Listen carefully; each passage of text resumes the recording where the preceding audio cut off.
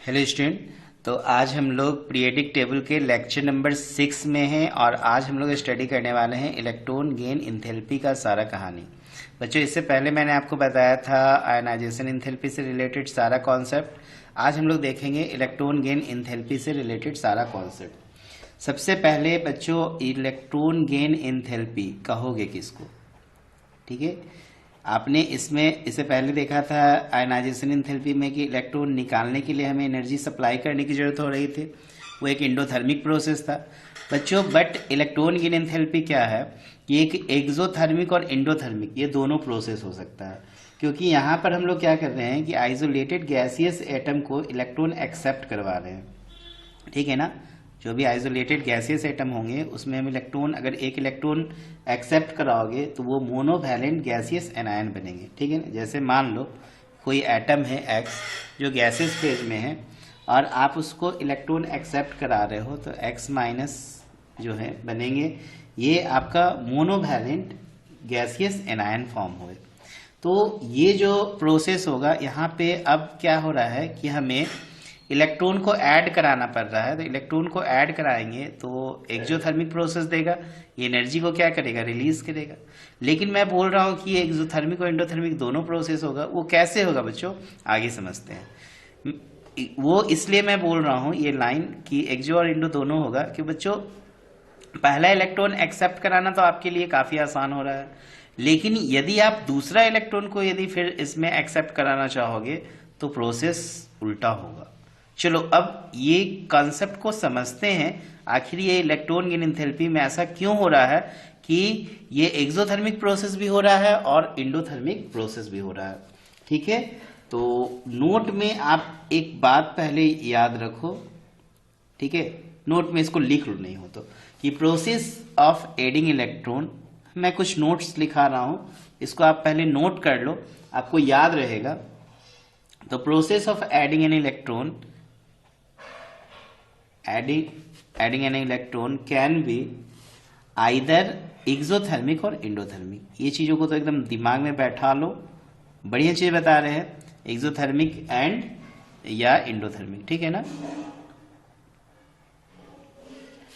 दूसरी बात याद रखना है बच्चों कि larger negative value of electron gain enthalpy ये बताता है कि ग्रेटर टेंडेंसी है किसी एटम का इलेक्ट्रॉन को एक्सेप्ट करने का। ठीक है ना, अगर मान लो larger negative value of electron gain enthalpy है तो हमें क्या पता चलेगा, किसी एटम की वो टेंडेंसी पता चलेगी जिससे कि वो इलेक्ट्रॉनों को क्या करता है, एक्सेप्ट करता है। तो कैसा टेंडेंसी होगा, तो ग्रेटर टेंडेंसी। तो याद रखना second point, the larger negative value of electron gain enthalpy, electron gain enthalpy reflects the greater tendency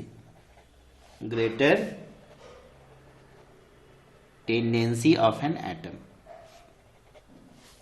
atom to accept electron। समझ में आ रहा है ना, accept the electron। ठीक है, याद रखना ये दो बातें कि process of adding an electron can be either exothermic या एंडोथर्मिक होगा, और दूसरा मैंने बताया the larger negative value of electron gain enthalpy reflect the greater tendency of an atom to accept the electron.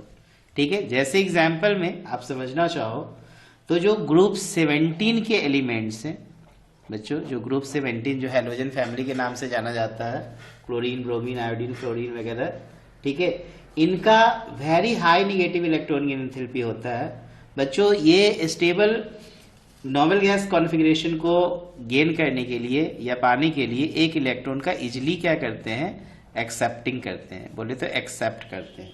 Cl minus, Br एक electron को gain करके Br minus, I एक इलेक्ट्रॉन को गेन करके I माइनस बनाएगा। बात समझ रहे हो ना। तो याद रखना जो ग्रुप 17 के एलिमेंट्स होंगे इनका बहुत ज्यादा high negative electron gain enthalpy होगा। क्यों? क्योंकि ये इलेक्ट्रॉनिक कॉन्फ़िगरेशन कैसे गेन करते हैं बच्चों, एक इलेक्ट्रॉनों को गेन करके। ठीक, तो नोट में दिमाग में बैठा लो कि halogen have great tendency to accept an electron. ठीक है ना, halogen have great tendency great tendency to accept electron, tendency to accept electron. समझ में आया ना। और अब हम अगर बात करें ग्रुप 18 का, तो आपको पता है ग्रुप 18 के एलिमेंट्स ऑलरेडी स्टेबल हैं। अब आप उसको जाओगे इलेक्ट्रॉन रिसीव कराने, तो जो एलिमेंट ऑलरेडी स्टेबल हैं वो इलेक्ट्रॉन को रिसीव नहीं करना चाहेगा। इसका मतलब ये हुआ कि इसका जो इलेक्ट्रॉन गेन एंथैल्पी होगा वो पॉजिटिव होगा। समझ रहे हो ना। इसमें मैंने बोला हायर निगेटिव जो हो रहा है इलेक्ट्रॉन गेन एंथैल्पी, लेकिन यहां पे जो बच्चों हम देखेंगे ग्रुप 18 के पास तो लार्ज पॉजिटिव गेन एंथैल्पी होगा, लार्ज पॉजिटिव गेन एंथैल्पी होगा, गेन एंथैल्पी होगा। समझ में आ रहा है ना, क्लियर है ना। चलो ये चीज को दिमाग में बैठा लो कि ग्रुप 17 का हाईएस्ट जो होगा इलेक्ट्रॉन गेन एंथैल्पी निगेटिव होगा, जबकि ग्रुप 18 का इलेक्ट्रॉन गेन एंथैल्पी का वैल्यू लार्जेस्ट पॉजिटिव वैल्यू मिलेगी। बात समझ रहे हो ना। चलो यहाँ पे एक और वर्ड पहले मैं डिफाइन करता हूं, फिर हम लोग इलेक्ट्रॉन गेन एंथैल्पी और इलेक्ट्रॉन एफिनिटी एक वर्ड में अभी जो डिफाइन करने जा रहा हूं उसको हम लोग और अच्छे से क्लियर करते हैं। इलेक्ट्रॉन एफिनिटी बच्चों, इलेक्ट्रॉन एफिनिटी जो है सिंपल सा वर्ड है कि this is the amount of energy release when an electron is added to the valence shell of neutral या गैस आइसोलेटेड गैसियस एटम। ठीक है ना। और देखोगे इलेक्ट्रॉन एफिनिटी तो ये इलेक्ट्रॉन एफिनिटी जस्ट साइन में अपोजिट हो जाएगा इलेक्ट्रॉन गेन एंथैल्पी। समझ रहे हो ना। मैंने क्या बोला, इलेक्ट्रॉन एफिनिटी को कैसे डिफाइन करोगे कि amount of energy release when N electron when an electron is added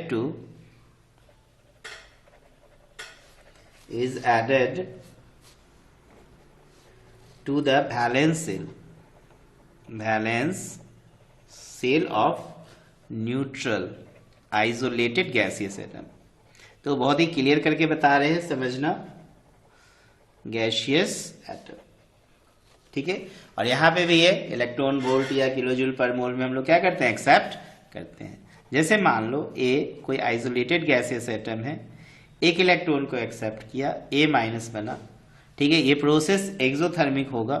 मान लो इसमें 8 इलेक्ट्रॉन वोल्ट की एनर्जी रिलीज हुई। कितनी एनर्जी रिलीज हुई बच्चों, 8 इलेक्ट्रॉन वोल्ट की। और ये प्रोसेस रिलीज हुआ, मैं बोल रहा हूं इसलिए प्रोसेस क्या होगा, एक्सोथर्मिक होगा। समझ रहे हो ना।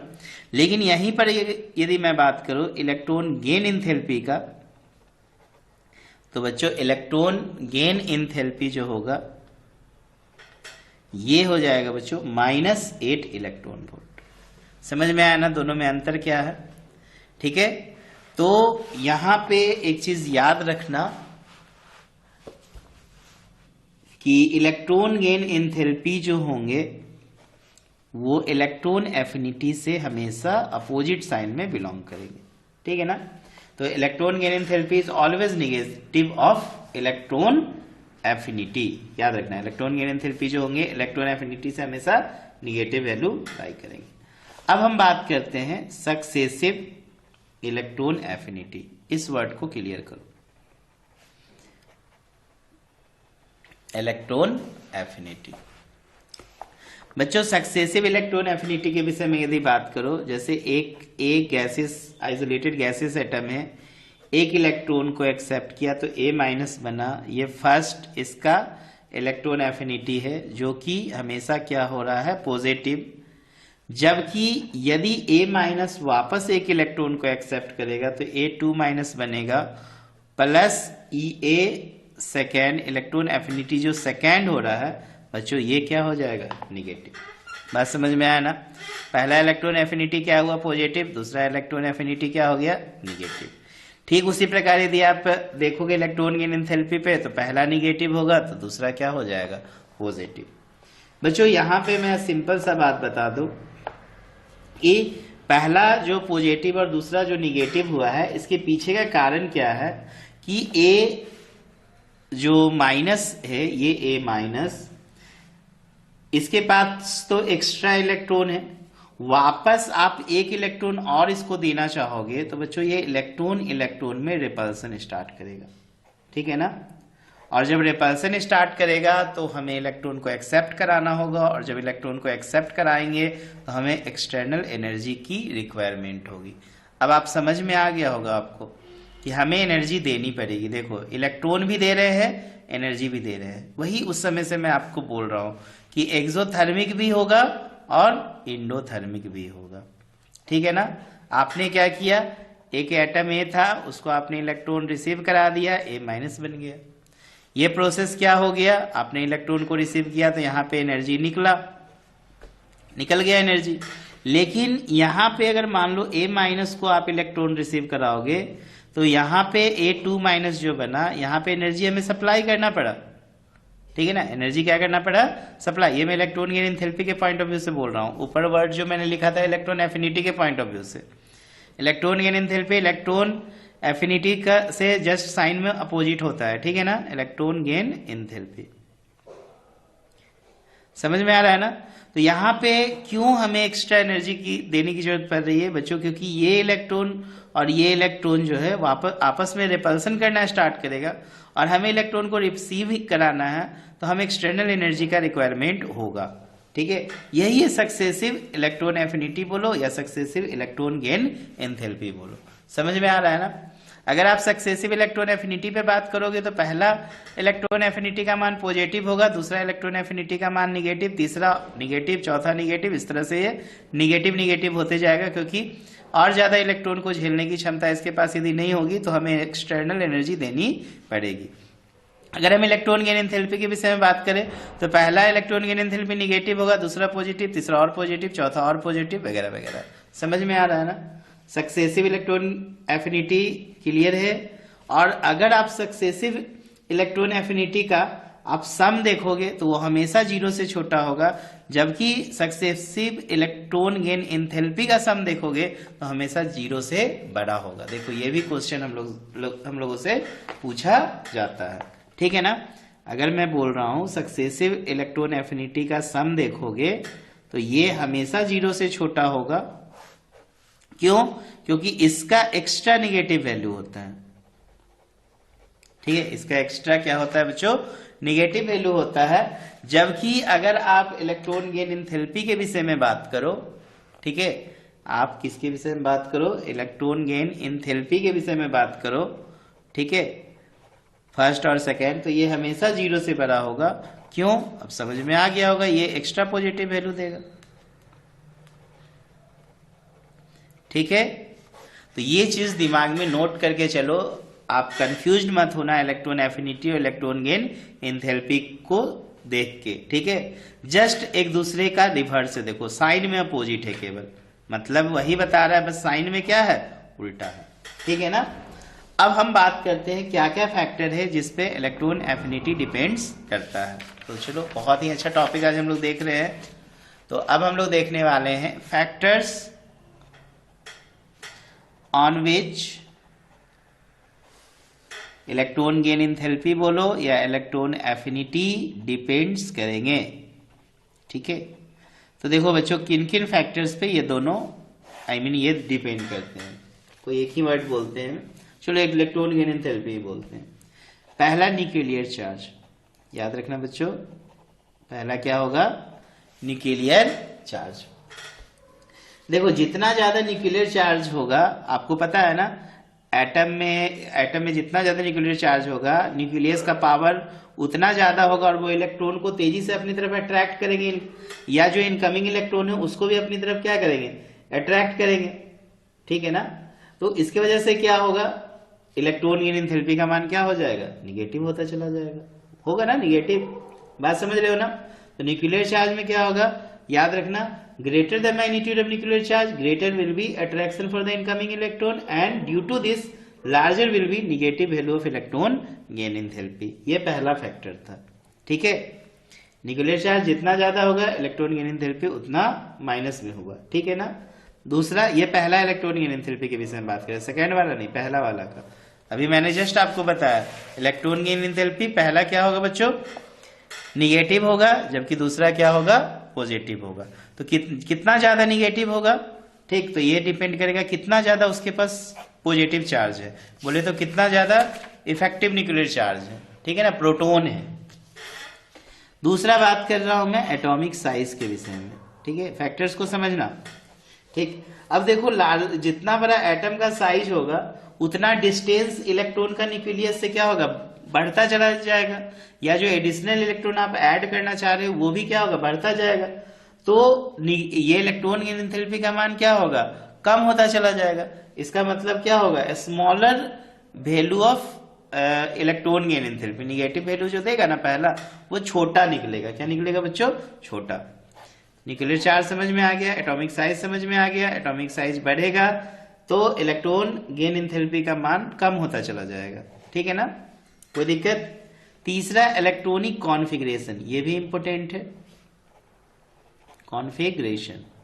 बच्चों इलेक्ट्रॉनिक कॉन्फ़िगरेशन में क्या होता है ना, मैक्सिमम टाइम आपको एक्सेप्शनल इलेक्ट्रॉनिक कॉन्फ़िगरेशन मिलते हैं, और एक्सेप्शनल इलेक्ट्रॉनिक कॉन्फ़िगरेशन मिलने की वजह से क्या होता है कि वो एटम ज्यादा स्टेबल देखने में लगता है, और ज्यादा स्टेबल होगा तो फिर देखो वहां पे ज्यादा स्टेबल है, इलेक्ट्रॉन देने के लिए क्या होगा, बहुत बहुत कम इलेक्ट्रॉन गेन एंथैल्पी का मान आएगा, निगेटिव वैल्यू। इसका मतलब ये पॉजिटिव की तरफ जाने लगेगा। कहा जाने लगेगा, पॉजिटिव की तरफ।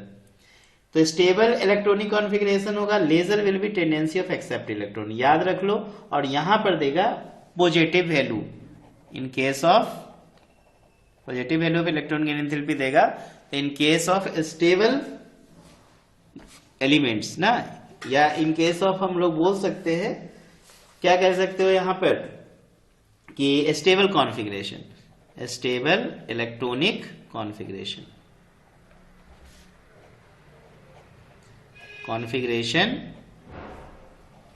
ठीक है। तो lesser in case of stable electronic configuration positive value of electron gain enthalpy होगा, ठीक है ना। In case of stable electronic configuration क्या बोलोगे, positive value of electron gain enthalpy, ठीक है ना, positive value of electron gain enthalpy. I hope आपको समझ में अब आ रहा होगा अच्छे से, क्लियर है ना। चलिए अब हम लोग आगे बढ़ते हैं, कुछ एलिमेंट्स का मैं आपको बताता हूं एक्सपेरिमेंटल वैल्यू, जिससे आपको और ज्यादा समझ में आए, ठीक है। जैसे देखो हम ग्रुप ले रहे हैं, जो भी हम लोग का क्लास 11 का सिलेबस के अकॉर्डिंग उस पर हम डिस्कस कर रहे हैं, ठीक है। चलो यहां तक तो नोट कर लो, अच्छे से समझते जाओ। हम कुछ वैल्यू ले रहे हैं इलेक्ट्रॉन गेन एंथैल्पी का। जैसे मान लो हम लेते हैं फर्स्ट पीरियड में हाइड्रोजन को लेते हैं, तो हाइड्रोजन का मान लो -73 जो है इलेक्ट्रॉन गेन एंथैल्पी है किलो जूल पर मोल में। लेकिन अगर आप बात करो हीलियम के विषय में, तो देखो हीलियम का +48 किलो जूल पर मोल है। अब आप समझ सकते हो कि यहाँ पे इलेक्ट्रॉन को रिसीव कराने में एनर्जी निकल रहा है, निगेटिव इलेक्ट्रॉन गेन एंथैल्पी का मान हो रहा है, जबकि यहाँ पे हीलियम में इलेक्ट्रॉन को रिसीव कराने के लिए इलेक्ट्रॉन गेन एंथैल्पी का मान पॉजिटिव हो गया। इसका मतलब यहाँ पे हमें एक्सटर्नल एनर्जी का रिक्वायरमेंट हो रहा है।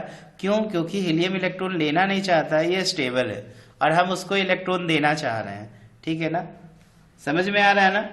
अगर हम बात करते हैं, ये तो फर्स्ट पीरियड की बात थी। अगर हम सेकेंड पीरियड के बारे में बात करते हैं, तो देखो लिथियम का -60 किलो जूल पर मोल है। बेरिलियम देखो स्टेबल कॉन्फ़िगरेशन देता है, ठीक है, ये +240 किलो जूल पे चला गया। देखो बेरिलियम आपको पता है ना, बेरिलियम 4 होता है 1s2 2s2। देखो इसके बाहर वाले सेल जो है ना पूरे तरह से भरे हुए, ये जो आपका सब सेल है ये पूरी तरह से भरा हुआ है। ये तो इंटरनल हो गया 1s, और ये देखो 2s, ठीक है ना। तो स्टेबल कॉन्फ़िगरेशन है। इलेक्ट्रॉनिक कॉन्फ़िगरेशन कैसा है बच्चों, स्टेबल, जिससे कि इलेक्ट्रॉन गेन एंथैल्पी का मान कितना हो गया, इतना ज्यादा पॉजिटिव हो गया। वहीं ऑक्सीजन कोई टेंशन नहीं इसको, ये -141 किलो जूल पर मोल होगा। फ्लोरीन में भी कोई टेंशन नहीं, -328 किलो जूल पर मोल होगा। प्रॉब्लम होगा नियोन में। नियोन में सीधे देखो +116। स्टेबल कॉन्फ़िगरेशन आ गया ना,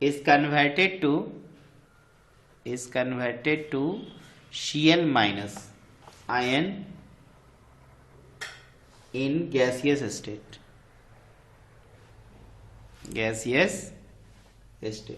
ठीक है। इलेक्ट्रॉन गेन एंथैल्पी जो है क्लोरीन का, मैं आपको बता दूं, इलेक्ट्रॉन गेन एंथैल्पी जो क्लोरीन का है वो -3.7 इलेक्ट्रॉन वोल्ट। कितना है बच्चों? -3.7 इलेक्ट्रॉन वोल्ट। समझ में आया सवाल? समझो। कह रहा है how much energy in kilo joule is produce when 7.1 gram of chlorine in the form of chlorine atom, ठीक है, is converted to Cl minus. 7.1 gram chlorine को Cl माइनस में बदलने के लिए कितनी एनर्जी का हमें रिक्वायरमेंट होगा, कितने एनर्जी प्रोड्यूस करेगा, क्योंकि प्रोड्यूस करेगा एक्सोथर्मिक प्रोसेस होगा, ठीक है। एक ही इलेक्ट्रॉन, पहला इलेक्ट्रॉन को एक्सेप्ट करने वाला है ये, ठीक। तो सबसे पहले बच्चों यहाँ पे आपको ये समझना होगा कि ये 7.1 ग्राम दिया क्या है, तो या 7.1 ग्राम में क्लोरीन के कितने मोल होंगे, क्योंकि हम लोग बात करते हैं ना एनर्जी का किलो जूल पर मोल, और यहाँ पे 7.1 ग्राम सिंपल दे दिया है। तो सबसे पहले आप क्या करो, नंबर ऑफ मोल्स निकालो, मोल्स ऑफ क्लोरीन किस फॉर्म में है, ये गैसेस फॉर्म में। तो बच्चों नंबर ऑफ मोल्स निकालने का फॉर्मूला होता है given mass by molar mass. तो 7.1 गिवन मास है और मोलर मास जो होता है क्लोरीन का 35.5 होता है, ठीक है। समझ रहे हो ना? पक्का? अब देखो 35 दूना 70 के आसपास आएगा, तो 0.2 जो है मोल हो जाएगा, ठीक है। क्लियर हुआ? देखो इसको इससे उड़ा दो तो ये कितना हो गया, 71/355 हुआ ना, एक जीरो बैठाओगे तो 710 हुआ, 355 दूना 710, तो 0.2 आ जाएगा, तो 0.2 मोल हो गया। अब मैं आपको बता दूं एक इलेक्ट्रॉन वोल्ट जो होता है 96.49 किलो जूल के बराबर होता है, याद रखना, पर मोल।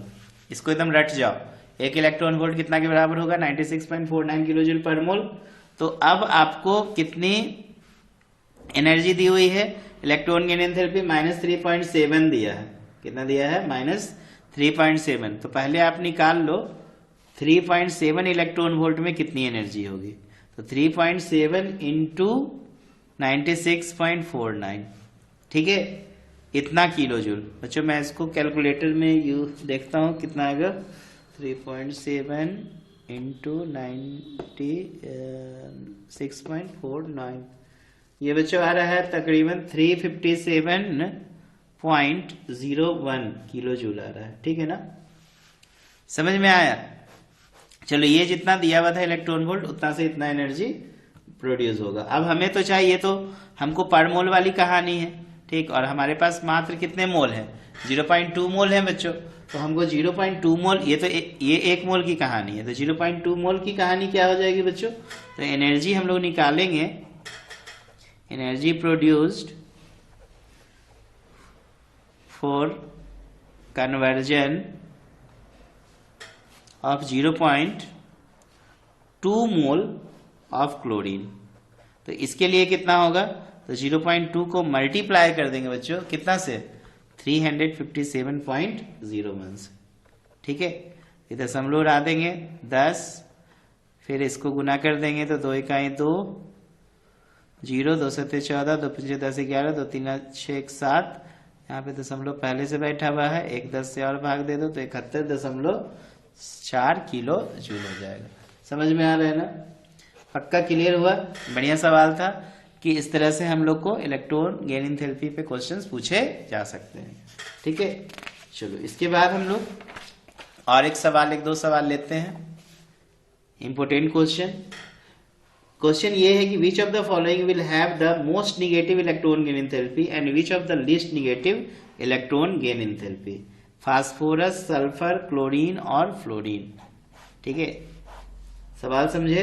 क्वेश्चन लिख लो, which of the following will have the most negative electron gain enthalpy and which has least negative electron gain enthalpy, हमें इसको क्लियर करना है। तो बच्चों फास्फोरस दिया है, सल्फर दिया है, क्लोरीन दिया है और फ्लोरीन दिया है, कैसे बनाओगे? तो मैं आपको सिंपल सा ऑर्डर बता दे रहा हूं यहाँ पर। पहले ऑर्डर देखो बच्चों, इलेक्ट्रॉन गेन एंथैल्पी ना मोर निगेटिव होता है, कैसे? Across a period as we move from left to right, अभी हम लोग जस्ट पढ़े थे, ठीक है ना। तो फास्फोरस, सल्फर और क्लोरीन में अगर आप ऑर्डर देखो तो क्लोरीन का मोस्ट इलेक्ट्रोनेगेटिव, फिर सल्फर, फिर फास्फोरस, देखो आ जाएगा ना, क्लियर हो रहा है ना। ये लेफ्ट टू राइट जाओगे तो मैं बोल रहा हूं कि ज्यादा आपको ज्यादा निगेटिव वैल्यू देखने को मिलेगा। तो क्लोरीन 17 में है, सल्फर आपका 16 में है, ये उससे पहले। तो क्लोरीन का देखो मोस्ट इलेक्ट्रोनेगेटिव कैरेक्टर मिल गया हमें, ठीक है। तो electron gain enthalpy becomes less negative down the group, ये भी हम लोग जानते हैं कि डाउन द ग्रुप जाएंगे तो लेस निगेटिव होगा, ठीक है। अब क्या होगा बताओ, फ्लोरीन के साथ क्या केस होगा, ठीक है। तो electron gain enthalpy of chlorine जो होता है बच्चों, मोर निगेटिव होता है देन दैट ऑफ फ्लोरीन, ठीक है, याद रखना। तो मोस्ट जो निगेटिव इलेक्ट्रॉन गेन एंथैल्पी होगा वो क्लोरीन होगा, और लीस्ट इलेक्ट्रॉन गेन एंथैल्पी जो हो जाएगा बच्चों फास्फोरस होगा। समझे मैंने क्या बोला?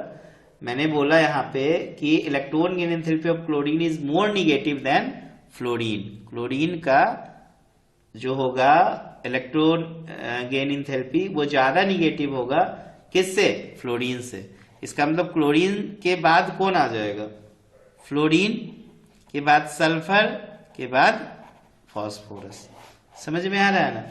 इस तरह से आप दोगे जवाब। तो यहाँ पे लिस्ट किसका हो जाएगा बच्चों? फास्फोरस का होगा, क्योंकि क्वेश्चन में मैंने ये भी बोला था कि लिस्ट निगेटिव किसका आएगा, सबसे कम निगेटिव मिलेगा बच्चों फास्फोरस को, पक्का।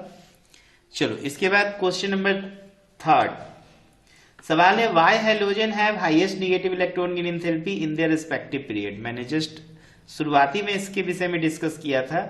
ये क्वेश्चन सुन रहे हो ना कि why halogen have highest negative. Halogen जो आप लिखते हो क्लोरीन, ब्रोमीन, आयोडीन, फ्लोरीन, ये सब, ठीक है। इसका मैं बोल रहा हूं कि क्यों highest negative electron gain enthalpy होता है, ठीक है, इन रिस्पेक्टिव पीरियड। तो halogen have highest negative electron gain enthalpy because small size. इसकी साइज क्या होते हैं? छोटे होते हैं, तो इफेक्टिव न्यूक्लियर चार्ज क्या हो जाएंगे बच्चों? बड़े हो जाएंगे। तो इस तरह के सवाल जो है ना बराबर पूछे जाते हैं। फिर सवाल आपसे पूछ देगा कि नोबेल गैस का highest positive electron gain enthalpy क्यों होता है? तो नोबेल गैस का इसलिए होता है क्योंकि वो स्टेबल इलेक्ट्रॉनिक कॉन्फ़िगरेशन देते हैं। तो ऐसे छोटे छोटे बहुत सारे सवाल बन सकते हैं। समझ में आ रहा है ना? पक्का। तो आई होप आपको इलेक्ट्रॉन गेन एंथैल्पी या इलेक्ट्रॉन एफिनिटी से रिलेटेड कॉन्सेप्ट्स क्लियर हुए होंगे, ठीक है। इसके बाद बच्चों हम लोग नेक्स्ट क्लास में करने वाले हैं इलेक्ट्रोनिगेटिविटी के कॉन्सेप्ट। आज हम लोगों ने देखा इलेक्ट्रॉन गेन एंथैल्पी, ठीक है, और यहां पे कंफ्यूज मत होना, ये यदि निगेटिव है तो इसी का दूसरा पॉजिटिव कौन कह रहा है? Electron affinity, sorry, electron affinity. दोनों में अंतर क्या है समझ में आया ना? इलेक्ट्रॉन एफिनिटी पॉजिटिव तो electron gain enthalpy negative, electron gain enthalpy positive तो electron affinity negative. I hope अच्छे से क्लियर हुआ होगा। चलो आज के लिए इतना ही।